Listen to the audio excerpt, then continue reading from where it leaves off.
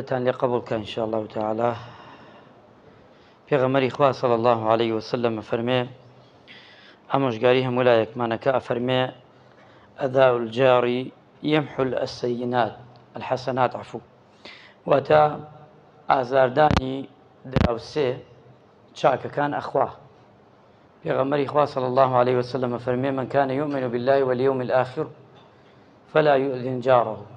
هەرکەس ئیمانی بەخوا هەیە و بە پاشە ڕۆژێ با دراوسەکەی ئازار نەدا.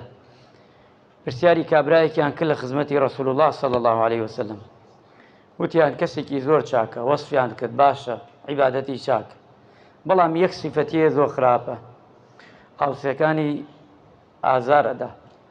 پێغەمبەری خوا صلى الله عليه وسلم فەرمووی ئەو کەسەی کە وەسفێکەی کەسێکی باش نییە و خراپە، چونکە فەرمووی وەیل له سێ جار وەیل بۆ ئەو کەسەی کە لەگەڵ دراوسەکەی خراپە، چونکە چاکەکانی ئەخوا. ئەمە ئامۆژگاری بۆ هەموو لایەکمان لەگەڵ دراوسەکانمانە چاک و باش بین. خوای گەورە ڕەحمان پێ بکە، عاقبەت خێرمان بکە.